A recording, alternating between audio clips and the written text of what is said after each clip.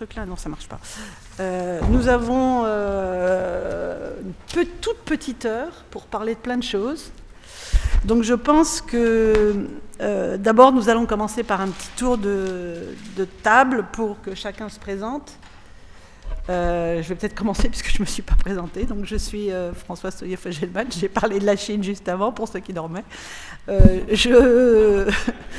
Je suis conseiller scientifique au Hub Francillien et j'ai fait de l'IA depuis 40 ans. D'abord à l'université pendant 20 ans, puis ensuite dans l'industrie pendant 20 ans, pour finir par 3 ans en Chine à l'université. C'est comme le vélo, ça ne s'oublie pas. Donc Erwan Le Pennec, je suis professeur à l'école polytechnique avec une casquette en ce moment data scientist, mais je fus dans mon jeune âge traiteur de signal, puis statisticien. Je ne sais pas si j'ai fait du big data au milieu. J'ai toujours fait la même chose, prendre des données en entrée et essayer de répondre à des questions en sortie de manière la plus automatisée possible. Donc, bonjour, je suis Avner Baren, je suis professeur du CNAM, titulaire de la chaire Statistique et données massives. Donc on a une partie enseignement, une partie diffusion de la culture scientifique et une partie recherche, principalement centrée sur effectivement comment donner du sens à des données, y extraire de l'information, répondre à des questions et faire avancer la connaissance. Bonjour, je suis Gaël Richard, je suis professeur à Télécom ParisTech et responsable d'un département enseignement et recherche qui s'intitule Images, données, signal. Dans ce département, il y a des travaux où l'IA, où la science des données est au cœur, notamment autour des images et des données de manière générale, des statistiques. Moi, personnellement, je suis donc professeur et chercheur. Mon domaine de prédilection, c'est l'analyse des signaux sonores. Et donc, lié à l'IA, c'est un peu l'intelligence artificielle appliquée au son et à la musique. Voilà mon domaine. Merci. Donc, en fait, dans cette table ronde, en fait, je voudrais aborder avec nos panélistes, puisqu'on ne dit pas table rondiste, je crois, 2 sujets essentiellement. D'une part, faire un rapide panorama de la recherche en IA. Donc aujourd'hui, on a en France des gens qui indiquent faire de l'IA, à la fois dans des départements de mathématiques appliquées, dans des départements de statistiques, dans des départements d'informatique et bien entendu dans les entreprises GAFA comme Google, Criteo, Facebook qui ont des laboratoires de recherche assez significatifs à Paris. Il va y avoir également des instituts interdisciplinaires en IA qui, eux, vont avoir un but intéressant de lier la recherche avec l'industrie. Ce qui est une chose qu'on a toujours dit en France qu'il fallait faire et qu'on n'a jamais été capable de faire très bien. Donc je pense que cet aspect-là va être intéressant dans les 3 IA. Ce qui est intéressant également dans ces 3 IA, c'est qu'on a choisi des applications, des domaines d'application. Et ces domaines sont la sécurité et la défense. Donc je pense qu'ici, vous êtes tous concernés par ces sujets, mais également tout ce qui est transport, mobilité, santé, environnement. Donc l'IA avec les 4 instituts 3 IA qui ne sont pas encore complètement installés vont, je pense, apporter des choses intéressantes sur ces liens recherche-industrie. Ils ont également comme objectif de développer la formation. Donc maintenant, la question que je vais poser à mes camarades, c'est d'abord d'expliquer comment leurs activités de recherche s'insèrent là-dedans, puis après, pour ne pas les prendre par surprise, voir en fait les sujets de formation, dont on reparlera ensuite. Donc, qui veut commencer? Gaël, allez. Non? Avner. Je remercie mes petits camarades de leur solidarité. Donc, c'est toujours un petit peu dur de commencer sur ce genre de propos. Mais peut-être pour dire que personnellement, je suis contre la séparation recherche et industrie, parce que je ne crois pas qu'il y ait d'industrie sans recherche, à moins qu'on distribue des morceaux de cuir, des aiguilles et qu'on fasse des ballons de foot. Ce qui pourrait peut-être être sympa pour certains soirs, mais n'est peut-être pas ce qu'on souhaite pour le futur. Donc, il y a de la recherche qui a vocation à de l'application, et puis à plus ou moins long terme. et plus ou moins de préoccupations sur cette application, mais je ne crois pas qu'aujourd'hui on puisse faire avancer la connaissance sans cet aspect-là. Alors je vais plus parler de la santé que je connais mieux. On est dans une époque où on a accès à beaucoup plus de données, beaucoup plus de capteurs. Donc la première chose, on parle souvent de la quantité de données. Moi, il me semble qu'on a surtout changé de type de données. On a passé beaucoup de temps en médecine à parler d'échelle de douleur, à parler de ce genre de choses. Aujourd'hui, on est beaucoup plus sur de la donnée spatialisée, temporalisée, à haute fréquence, etc. Et pourquoi on collecte des données? Parce qu'on se pose des nouvelles questions. Et donc cette nouvelle manière de voir amène des nouvelles questions, donc des nouveaux outils, des nouvelles manières d'aborder les choses. Je ne rentrerai pas dans le dataïsme et ce genre de choses. Et à partir de là, on a besoin de nouveaux outils. Donc que ça soit en santé publique, où on va se poser des questions, je ne sais pas moi, sur comment les gens réagissent à la vaccination, si on reprend des débats actuels. Ça peut être aussi sur des suivis sur les arrêts de travail, ça peut être aussi sur ce genre de choses. Et donc je crois qu'à partir du moment où on se pose des nouvelles questions, il y a aussi une valorisation de la donnée. Et valorisation de la donnée, donc une interaction entre cette avancée de la connaissance et cette valorisation industrielle. Je vais peut-être passer la parole à mes petits camarades pour d'autres points de vue. Oui, alors moi je peux peut-être compléter un petit peu. Déjà, à Télécom ParisTech, on est une école d'ingénieurs sous le ministère de l'Industrie. Donc c'est assez clair que lier la recherche purement académique, si ça existe, avec la recherche industrielle, et l'industrie, c'est évidemment quelque chose qui est au cœur de nos préoccupations. Si je regarde un peu la recherche qui est faite donc au niveau de Télécom ParisTech, évidemment c'est un peu restreint, mais on a au moins 3 équipes qui sont directement impliquées sur des aspects intelligence artificielle. Une équipe qui est plutôt informatique et 2 équipes qui sont plutôt maths appliquées, statistiques, avec des ponts entre ces équipes.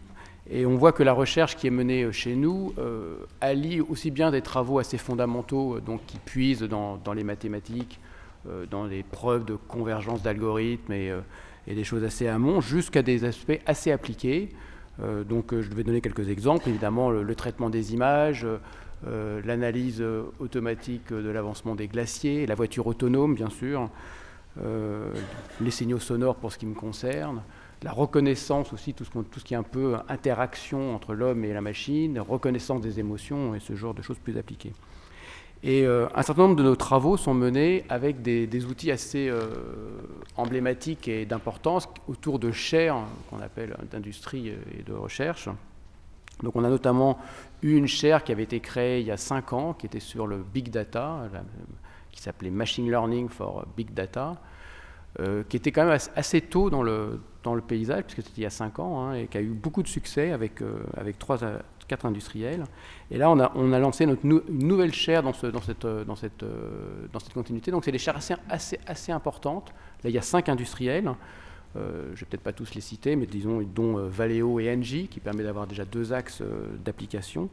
Et ces chaires sont vraiment un excellent endroit pour mener des recherches amont, financées par l'industrie sur des données ou des thématiques qui sont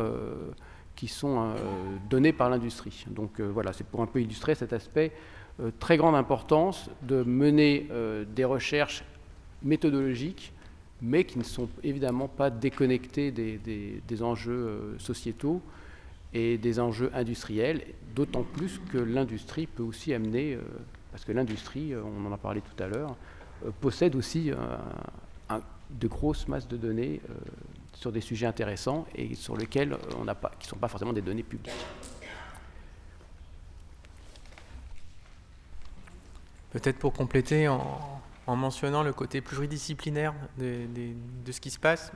Sur la table, on a un spectre assez large qui représente informatique, stats, signal, matappli, et où je trouve qu'un des choses très intéressantes qui se passe, c'est que de plus en plus on arrive à travailler ensemble, ce qui n'est pas toujours facile pour des raisons culturelles et ou historiques.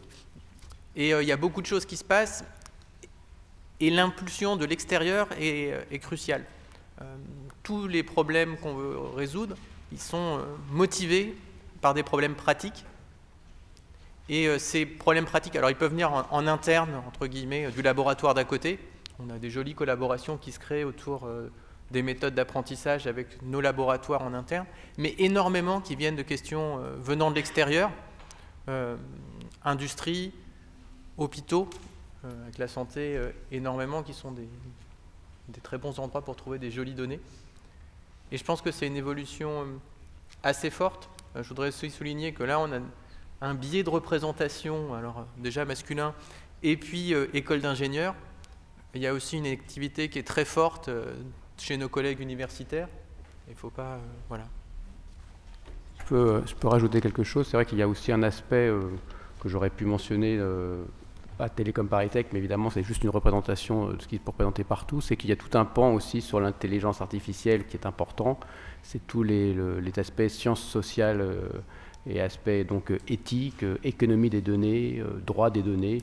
Tout ça, c'est effectivement des recherches qui sont aussi menées chez nous, qui sont menées également dans d'autres institutions et qui font une partie intégrante de l'intelligence artificielle et qui sont des recherches extrêmement importantes et qui sont, ce qui est vrai, c'est qu'on parlait de biais de représentation, mais de faire des travaux communs entre ces deux mondes, sciences économiques et sociales et sciences, je dirais, dures, informatiques, mathématiques, statistiques, c'est pas toujours évident et c'est quelque chose qu'il faut développer, mais qui se développe aussi.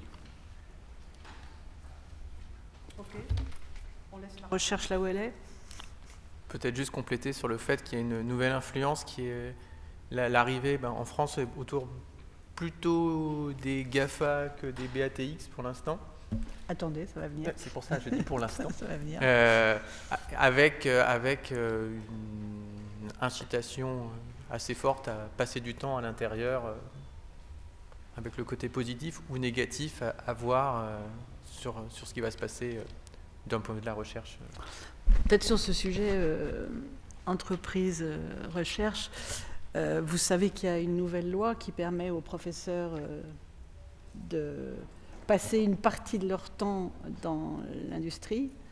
Donc, est-ce que c'est quelque chose qui est très fréquent chez vous et qu'est-ce que vous en pensez ? Alors, donc ça, c'est quelque chose de nouveau. Auparavant, je pense qu'on était... La limitation de nos contributions à l'extérieur, si on voulait garder notre poste, était de l'ordre de 20%, donc un jour par semaine officiellement. Maintenant, on peut avoir des équilibres qui sont différents.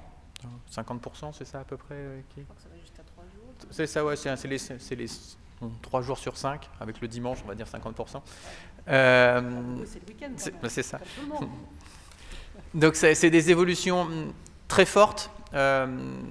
Avec une interrogation. Alors, on va commencer par les bons côtés qui sont réels, au-delà des bonus salariaux, qu'on peut quand même mettre en avant, qui permettent à des gens de rester en France. Ça, c'est une certitude. Ça permet aussi d'aller au contact avec des problèmes industriels auxquels on n'a pas forcément accès, même avec des collaborations de recherche. Et puis, ça permet aussi d'aller à des endroits où il y a du matériel, des données, qu'on n'a pas forcément à la maison. Après, se pose la question, du coup, pour la société, pour l'État et pour la souveraineté. Mais ça, c'est complètement ouvert pour l'instant. Quel impact ça a sur les formations, ça, par exemple ? Quand les professeurs partent la moitié du temps, qu'est-ce qui se passe sur les formations ? Alors, je vais peut-être essayer de compléter ce que vient de dire Erwan, où je partage à la fois les bons et les mauvais côtés.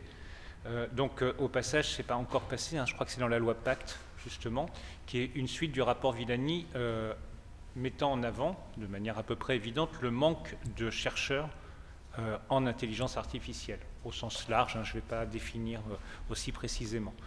Et donc, une des réponses est de permettre aux universitaires d'aller en industrie. Je crois qu'il y avait une tribune dans Le Monde il y a quelques jours, je vais dire moins d'une semaine, faisant justement remarquer que si ça permet de faire venir des gens à l'université, c'est bien. Si c'est juste décaler des gens, du moins des forces de l'université vers l'industrie, on n'a pas gagné de nouveaux chercheurs. Donc là, c'est, je pense, me semble-t-il, un des enjeux. Sur la question aussi de savoir qui pilote la recherche entre l'État et les entreprises, c'est un débat qui est au-delà de la table ronde. Le manque d'étudiants fait que de toute manière les entreprises sollicitent très fortement les formations. Je pense qu'on a tous, on peut organiser à peu près des pots tous les jours avec des gens qui voudraient avoir accès aux étudiants. Et donc si les données sont une chose précieuse, les étudiants le sont au moins autant. D'accord ? Et c'est une donnée rare, au contraire des données qui sont une donnée fréquente. Pas toujours aussi simple à gérer non plus que les données, mais c'est quand même un des cœurs du problème. Je pense que c'est la ressource. Donc au niveau des enseignements, on manque d'étudiants. De manière claire, on manque d'étudiants. On pourrait former 10 fois plus d'étudiants et on les caserait sans problème. Comment on motive des étudiants? Alors ça, c'est une vraie question. Est-ce que la place de la science dans la société, je ne vais pas en parler là, mais ce qui est clair, c'est que si on veut augmenter le flux d'étudiants, il faut augmenter le bassin de recrutement. Donc là, il y a des... Subtilement basculer dans la deuxième partie de la table ronde. D'accord. C'est ce que tu as demandé, ce que ça avait comme influence sur la formation. Donc en particulier, comme l'a fait remarquer Erwan, sur le biais de représentation masculin autour de la table, un peu dans l'amphi aussi. D'accord. Donc aussi dans nos formations, clairement, si la moitié de l'humanité est féminine, ça serait bien qu'on recrute plus de femmes. Des gens qui ont envie de venir, donc quand on augmente les frais de scolarité de manière importante, on peut se poser la question de l'accueil qu'on leur fournit et de fait de savoir s'ils vont venir. Et donc à la fois savoir qui va piloter ces enseignements et qui on va faire venir. Alors, je ne sais pas si tu veux que je parle sur ta première question ou sur la formation. On embraye sur la formation. Donc la première question qui était le fait que les professeurs puissent passer du temps dans l'industrie. En fait, je pense que 20% c'est une excellente chose. C'est-à-dire que ça permet d'hybrider effectivement les connaissances des mondes académiques et industriels. Ça permet aux professeurs d'avoir une connaissance du monde industriel peut-être un peu plus exacte et donc d'avoir des cours qui potentiellement peuvent être aussi ancrés dans la réalité et dans la société et pas seulement sur les valeurs académiques. Donc je pense que c'est très très bon. Par contre, dès lors que ça commence à devenir important, c'est-à-dire qu'un nombre important de professeurs en bénéficient et on bénéficie jusqu'à 3 jours par semaine, eh bien on se retrouve vraiment avec un véritable problème, c'est que il faut avoir des professeurs pour enseigner aux élèves et que s'ils ne sont plus là, il n'y a plus de professeurs pour enseigner aux élèves et on ne peut pas demander aux autres professeurs de faire toute la charge d'enseignement. Donc là, on a un vrai problème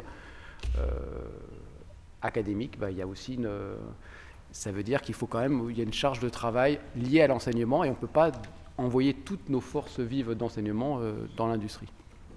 Donc voilà ma réponse sur cet aspect-là. Ceci dit, nous, ce qu'on voit pour l'instant à Télécom Paris Tech, ça reste une très faible minorité d'enseignants qui sont dans ce cas entre l'industrie et l'enseignement, même à hauteur de 20%. Je crois que ça dépend beaucoup des endroits. Il y a des endroits où beaucoup des enseignants sont partis Google, Facebook déjà, par exemple, puis maintenant ont en fait des possibilités supplémentaires. Donc je crois que c'est important. Mais là, ils partent à 100%, non? Enfin, ils partent. Ça a été le cas. Donc beaucoup sont partis à 100%. Donc maintenant, la question, c'est est-ce qu'avec des méthodes comme ça, on va pouvoir en retenir en fait et qui partiraient en partie seulement. Donc peut-être on va passer effectivement au nerf de la guerre, comme le disait Avner très clairement. Je crois qu'aujourd'hui, l'intelligence artificielle, les besoins, en tous les cas des entreprises, sont complètement énormes et on est très très très très loin de pouvoir les satisfaire, vraiment. Et je crois que c'est ça qui bloque complètement l'intelligence artificielle en France, peut-être plus que le niveau des financements. Aujourd'hui, on n'a pas assez de gens. Donc moi, je voudrais qu'on traite trois aspects.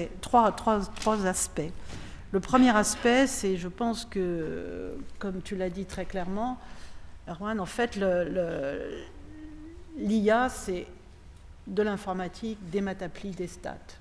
Et donc, chacun d'entre vous, vous avez plutôt un zoom sur une partie peut-être de la chose, et c'est plus compliqué en fait d'organiser des enseignements sur l'ensemble des sujets.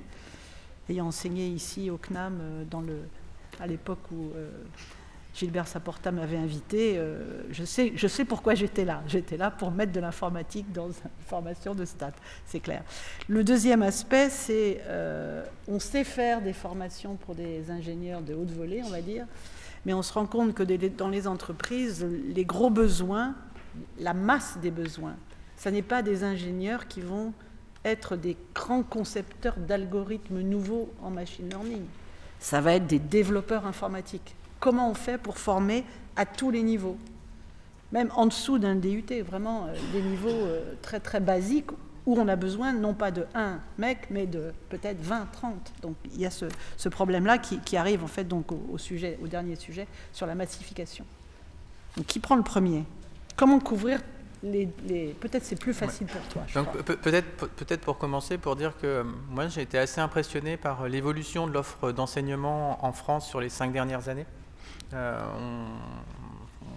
Les choses ont bougé, et encore une fois, que ce soit dans les universités, dans les grandes écoles, il y a vraiment une offre qui a évolué et qui augmente et qui essaye d'accueillir le maximum d'étudiants dans la limite humaine des formateurs disponibles, avec des offres aussi, et ça c'est intéressant, qui partent de la formation initiale jusqu'à la formation continue. Donc ça, il y a vraiment eu une offre.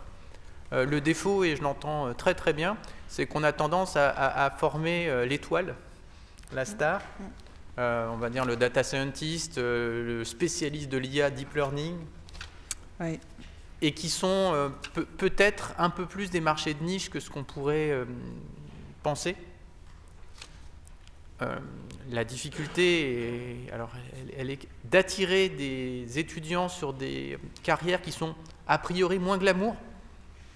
Dire à quelqu'un qui va faire du développement, de la mise en production d'algorithmes développés par quelqu'un d'autre, au début, pour quelqu'un qui est jeune, c'est pas forcément, ça fait pas rêver. Donc on a beaucoup de mal à attirer les gens de ce côté-là. Moi, je le vois dans les formations initiales. On essaye de proposer des cours beaucoup plus dev. C'est très très dur d'avoir des élèves. Ils préfèrent aller sur le cours ultra théorique. Et encore une fois, je ne les juge pas, mais c'est une constatation. Je pense que l'offre autour du développement, avec les spécificités de l'intelligence artificielle, c'est pas du développement web, c'est quand même d'autres contraintes. Elle est très faible. Je ne sais même pas si elle est existante. Très peu, c'est le problème.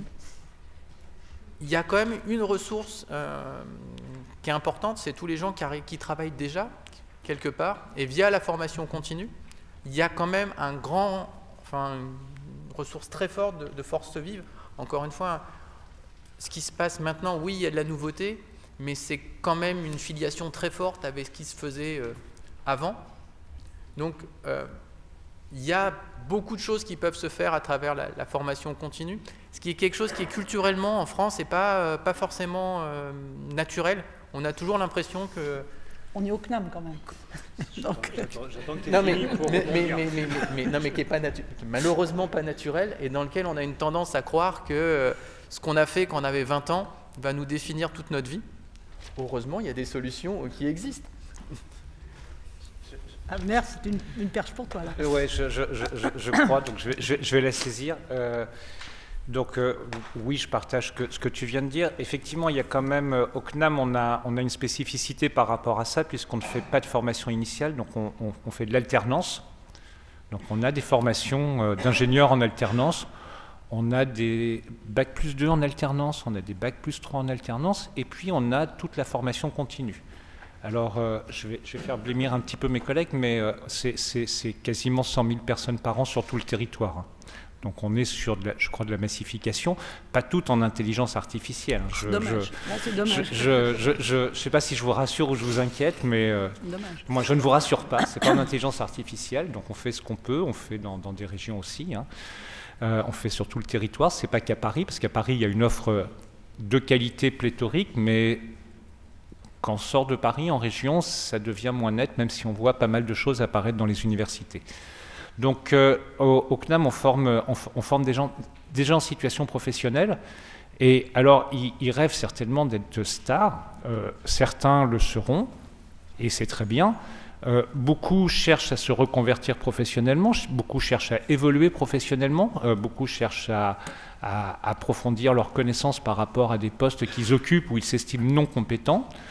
Et donc, au contraire, nous, on a le problème inverse, c'est que ça fait un moment qu'ils ont quitté les maths, et c'est compliqué de formaliser, déjà parce que quand vous travaillez toute la journée et que vous arrivez en courant le soir, voire le samedi matin, 8h30, je le dis, voilà, moi j'arrive à 8h30, ils sont tous déjà dans la salle, c'est quand même assez étonnant. Donc on a des étudiants motivés et on a des étudiants avec un aspect pratique. Donc au passage, je rebondirais sur l'aspect recherche, c'est qu'ils ont des questions et ils ont une pratique. On n'est pas sur des étudiants qui n'ont, entre guillemets, jamais vu la vie professionnelle. D'accord. Jamais vu la vie tout court. Donc voilà, on allie à la fois cette formation continue et on l'allie sur un aspect quand même assez massif et sur les différents niveaux. Et je pense qu'on développera de plus en plus des niveaux en dessous le niveau ingénieur, donc plutôt des titres 2, voilà. J'étais récemment à une conférence qui était une DevFest. Je peux garantir que je n'avais jamais mis les pieds dans une conférence comme ça. Une DevFest, donc avec uniquement des développeurs. Et ces gens-là, en fait, sont très demandeurs de comprendre ce que c'est que l'IA et de comprendre ce qu'ils pourraient faire en IA. Et c'est ça les masses de gens dont on a besoin. Alors, au passage, pour continuer, le labo de stats est avec le labo d'informatique au CNAM. Donc on est ensemble. Très bien, bravo. On est ensemble. Et sur la recherche et sur l'enseignement. Voilà, c'est ça qui nous manque un petit peu, un peu partout en France. Tu veux compléter, Gaël ? Oui, moi je peux compléter un petit peu pour illustrer un peu la façon dont l'enseignement, la formation, je dirais, autour des aspects IA est organisée à Télécom Paris Tech, et peut-être même faire un petit pont avec ce qui se construit dans notre futur regroupement qui s'appelle l'Institut Polytechnique de Paris. Mais donc à Télécom Paris Tech, évidemment, on n'est pas du tout dans la masse d'étudiants, et ça c'est effectivement on peut pas, nous en tant qu'école d'ingénieurs, on a des toutes petites promotions. Donc on ne répond pas à la masse, mais ce qui est vrai, c'est qu'on voit très bien qu'on est une école, Télécom Paris Tech, c'est une école d'informatique, je dirais de numérique, c'est comme ça qu'on se définit, ce qui fait que l'IA, la science des données, est vraiment au cœur de la formation. Et il y a près de la moitié des étudiants qui se spécialisent ou qui s'orientent sur les aspects sciences des données, intelligence artificielle, à différents niveaux. Il y a des plus mathématiciens et des plus développeurs. Mais ça touche vraiment une grosse partie de la population. Et comme c'est une formation d'ingénieur, je pense qu'il y a une des choses qu'on met en avant et qu'on essaye de mettre en pratique, c'est qu'ils aient un parcours interdisciplinaire.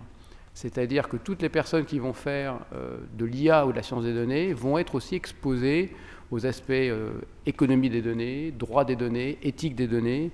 Ils vont être exposés aux aspects informatiques, donc de programmation, et pas simplement aux aspects algorithmiques. Donc c'est important de dire que l'IA, c'est quelque chose qui est assez transverse. Et donc là, nous, on montre assez bien les aspects maths-stats et informatique. Alors vu de loin, ça peut paraître assez proche, mais c'est quand même deux communautés assez différentes, c'est des sujets différents, mais en rajoutant ces aspects sciences sociales, on s'aperçoit que c'est quand on conçoit une offre de formation en IA, on est obligé de mettre autour de la table des gens qui viennent d'horizons assez différents. Alors pour donner deux exemples de ça, c'est que nous, nos formations IA à Télécom Paris Tech sont toujours interdisciplinaires. On a monté une option 3IA avec l'école ENSTA pour nos troisième année, nos étudiants en troisième année, et ça fait appel à un département de physique, un département d'informatique, un département de maths appliquées et un département de sciences économiques et sociales pour construire l'offre et qu'elle soit donc pas simplement... donc là, en l'occurrence, c'est pour avoir des aspects un peu robotiques et liés à la voiture autonome, à l'interaction avec les robots, etc. Donc ça, c'est un premier aspect. L'autre aspect, c'est sur la formation continue. Donc on a aussi une formation continue assez emblématique à Télécom Paris Tech. Évidemment, ce n'est pas du tout dans la masse également, mais c'est quand même des formations qui recueillent quand même pas mal d'élèves. Et comme ce sont des formations payantes, ça veut dire que c'est quand même très attractif. Et de même, ce sont des formations dans lesquelles l'aspect informatique et développement est assez fort. Il y a beaucoup de challenge organisé pour les élèves, alors que des fois ils viennent avec un background informatique qui n'est pas forcément très élevé, qui est divers en fait, puisqu'ils sont en formation continue.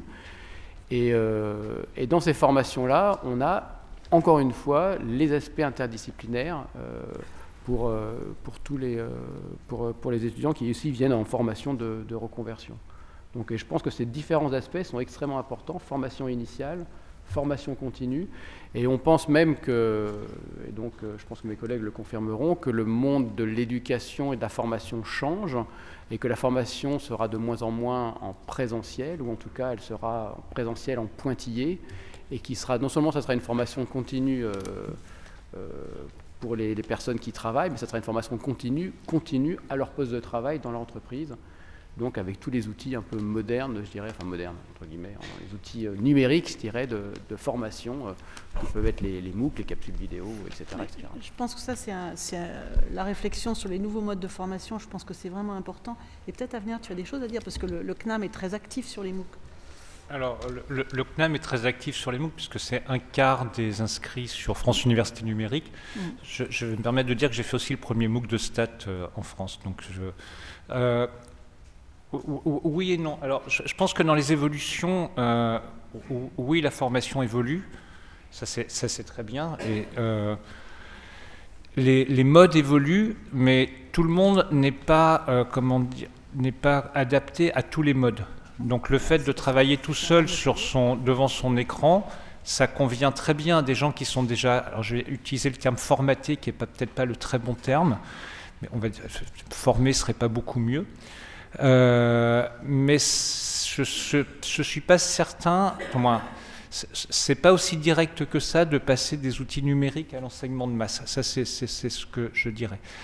Par contre, une particularité qu'on a au CNAM peut-être et qui favorise peut-être la formation continue, c'est qu'on fonctionne par cours, on ne fonctionne pas par diplôme de base. D'accord ? On peut venir suivre un cours sur, je sais pas, utilisation de logiciels pour les données massives ou machine learning ou apprentissage ou je ne sais quoi, et on peut mélanger évidemment un cours qui serait droit des données ou sociologie des données ou économie des données avec quelque chose qui serait beaucoup plus théorique sur modélisation statistique ou machine learning moderne. J'ai envie de vous raconter deux histoires comme ont raconté des gens dans l'industrie. Donc une première société qui a beaucoup de projets en IA et qui donc a besoin de beaucoup des data scientists sans doute que vous formez et qui disent quand on publie un post en intelligence artificielle, donc on a des candidats qui viennent, on voit arriver des gens qui ont des exigences complètement délirantes d'abord, premièrement, en termes de salaire, en termes de plein de choses. Ils veulent des conditions de travail tout à fait incroyables. Ils arrivent pour être data scientists, étoiles dans leur tête, hein, bien sûr. Et en fait, c'est des gens qui ne restent pas. C'est-à-dire tous ces gens-là, ils prennent le job, ils le font quelque temps, ils se rendent compte que la vérité, ça veut dire prendre les données, les manipuler, les croiser, les nettoyer, etc. Et que c'est pas du tout de fabriquer des algorithmes. Donc ils s'en vont, ils prennent un nouveau job avec les mêmes exigences, hein, et puis, etc. Donc ça a l'air d'être un schéma qui se répète partout. Et la question, c'est comment on fait pour former les étudiants, pour leur expliquer que non, la vie d'un data scientist, un vrai, c'est pas ce qu'ils croient. Alors, je pense que c'est pas faute de raconter cette histoire-là. C'est un problème qui est assez classique entre une vision, mais rockstar, vraiment data scientist, le métier le plus sexy du 21e siècle. Une méconnaissance aussi parfois du côté entreprise de ce qu'est le métier du data scientist en recrutant souvent des gens surqualifiés par rapport aux tâches qui sont effectuées au moins au début. Des grilles salariales qui ont été tirées vers le haut de manière hallucinante. C'est pas du tout de la jalousie, hein, pas du tout, mais c'est vraiment une constatation que il y a eu un tirage vers le haut et une surenchère ces derniers temps qui pose des énormes problèmes, en particulier dans les grosses structures où il y a des grilles de salaire. Comment on fait pour recruter des gens qui demandent un salaire qu'il risque d'obtenir quelque part, qui est complètement décalé. Et puis, cette difficulté entre cette vision romantique de la personne qui va, je ne sais pas, prendre des données, résoudre un problème. Révolutionner la science. Voilà, c'est ça, disrupter la société. C'est important de disrupter la société. Il faut disrupter, oui. Et ce travail au jour le jour qui est celui de la collecte des données, qui est souvent une partie la plus difficile, de la mise en production d'une solution, et puis complètement de l'autre côté, c'est comprendre les problèmes à résoudre dans l'entreprise. Encore une fois, moi je reste persuadé que la partie la plus difficile dans le cadre industriel, c'est pas la partie technique, Bien sûr que non. c'est comprendre les problèmes, et puis pour repartir sur ce qui a été mentionné à un moment donné, c'est un ordinateur, essentiellement, ils optimisent quelque chose, et c'est fixer ces critères à optimiser. Et ce n'est pas forcément le data scientist qui va pouvoir apporter ça, il va pouvoir discuter avec des gens du métier et comprendre. Et il y a une déception parfois de nos étudiants qui s'attendent à avoir une part très technique, et finalement c'est beaucoup moins que ça. Alors, je dirais que dans le monde de la finance, il y a eu quand même exactement la même histoire, avec des gens qui ont été formés à faire des maths vraiment difficiles pour après ça faire des règles de 3 ou voire même faire du chartisme en retrouvant des W ou des M dans les courbes. Je pense que peut-être on apprend quand même un peu, même si on oublie beaucoup. On essaye de mettre en garde nos étudiants vis-à-vis de ça, mais c'est très très difficile parce que ils ont des canaux d'information qui ne sont pas que nous. Et le message extérieur, il est encore du côté romantique. Je pensais que la plainte allait être que quand on poste une annonce, en fait, on n'a pas de réponse. Parce qu'en ce moment, il y a une pléthore d'annonces. Et pas de réponse. C'est très très difficile de savoir où ils vont se retrouver. Parce qu'on a beau faire des listes incroyables de stages, ils arrivent à en trouver ailleurs sans aucune difficulté. Ouais. Alors, il y a une réponse quand même qui est en train d'être mise en place par certains secteurs. Moi, je travaille un petit peu avec des gens de l'automobile. Et les gens sont carrément en train de redéfinir complètement leur grille de postes avec des nouveaux intitulés. Donc, ils sont en train d'éclater le data scientist en data steward, data manager, data engineer, etc. Et ça, je crois que c'est un effort pour en fait résoudre ce genre de problème d'incompréhension très forte de la part des étudiants. Alors, nous, on n'a pas du tout ce problème-là parce qu'ils travaillent déjà, donc oui, ils sont réalistes de savoir ce que veut dire un salaire, ça veut dire. et au travail, et le côté ingrat du travail. Donc, on a au contraire, il y a une idée de progression, mais ils savent où ils sont, et en général, pour venir, c'est qu'ils ont une assez bonne idée d'où ils veulent aller, même s'ils voient d'autres choses. Alors, une autre histoire, à moins que tu aies envie de réagir. Une autre histoire, donc une autre société qui fait en fait, donc c'est une société de conseil, service, et leur métier c'est de délivrer des applications en IA. Donc quand on fait de l'informatique, beaucoup des étudiants vont finalement aller dans des sociétés de services de ce genre-là. Et eux, ils n'ont pas de mal à recruter, ils en recrutent des nombres assez significatifs chaque année. Et quand ces gens-là arrivent, donc en général ce sont des jeunes qui sortent de leur diplôme, qui ont un master d'informatique par exemple, eh bien ces gens-là, on les prend et on les met en formation pendant 3 mois à l'intérieur de l'entreprise. Ce qui quand même, quelque part, interroge. Alors pourquoi est-ce qu'on doit former les gens qui sortent juste d'une formation pour qu'ils soient opérationnels? C'est méchant ce que je vous dis là. Oui, alors ça, c'est pas forcément facile à répondre, puisqu'on estime justement qu'on forme les gens et qu'ils sont prêts à l'emploi. Donc, à pas être de nouveau formés.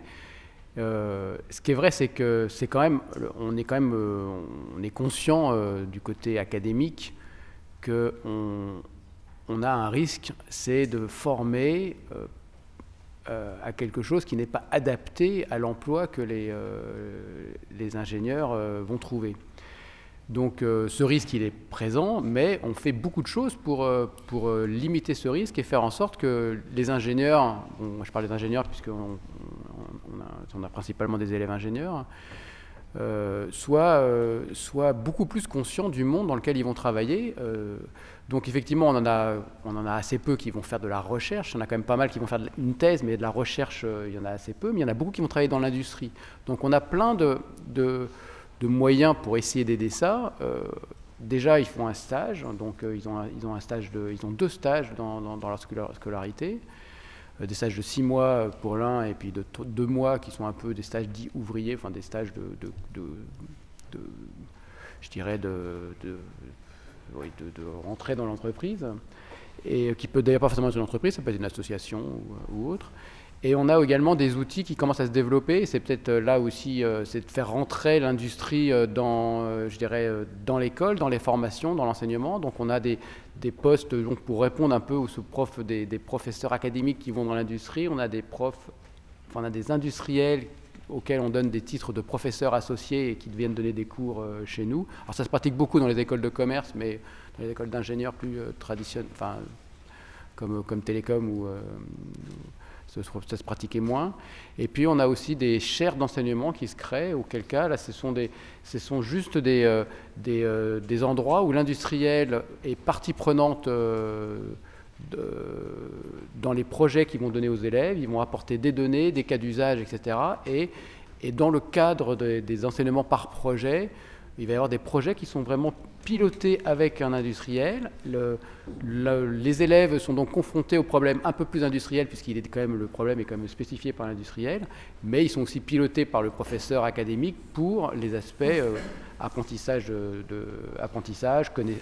connaissances, développement personnel, etc. Et donc je dirais que c'est plusieurs moyens de faire en sorte qu'il n'y ait pas ce décalage et que l'industriel estime qu'il a besoin de former pendant 3 mois un étudiant qui aurait été formé pour quelque chose qui est un peu déconnecté même si on a quand même tendance à penser qu'on les forme pour leur vie, c'est-à-dire on les forme à apprendre, on leur apprend à apprendre, on leur apprend à se développer. Donc ça c'est quand même essentiel, mais quand même, on ne peut pas quand même les former que sur un aspect théorique.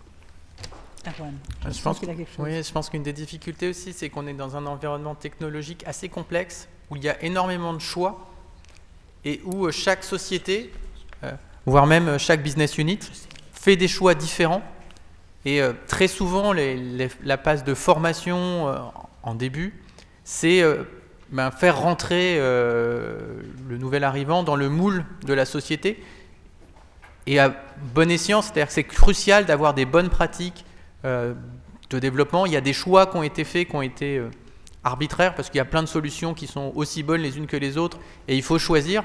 Et il y a beaucoup de temps qui est passé pour acclimater les bonnes pratiques de développement, des stages de peer review, toutes ces phases-là qui prennent du temps et qui sont cruciales pour que le nouvel arrivant soit efficace le plus rapidement possible. Si ça prend 3 mois, ça prendra 3 mois. Et nous, on essaye plutôt de faire des généralités, parce que chaque fois qu'on va arriver à un endroit différent ou dans un domaine différent, va y avoir des spécificités. Et on ne peut pas enseigner le spécifique à chacun. C'est quand même ce qu'on voit de plus en plus, si vous regardez un petit peu les sites américains, c'est l'accent de plus en plus qui est mis sur ce qu'ils appellent les soft skills, c'est-à-dire le fait que nos étudiants sont très formatés techniques. Là, ils sont très bons. On nous les envie dans le monde entier, ça c'est clair, mais que quand il va falloir mener une réunion, quand il va falloir interagir avec les autres, quand il va falloir demander à un utilisateur métier quel est son problème, alors là on est un peu mal, quoi. Et je pense que c'est un vrai problème de nos méthodes d'enseignement, et c'est quelque chose qui est difficile à enseigner, mais qui est vraiment critique. Moi, j'avais l'habitude d'être dans ces sociétés de services. Je disais, je veux une équipe de filles pour faire ce boulot-là. Ça marchait toujours mieux. La fille allait prendre le café avec le client et elle obtenait la description du problème, ce qu'un garçon bien technique n'arrivait pas à obtenir. C'est bête, hein.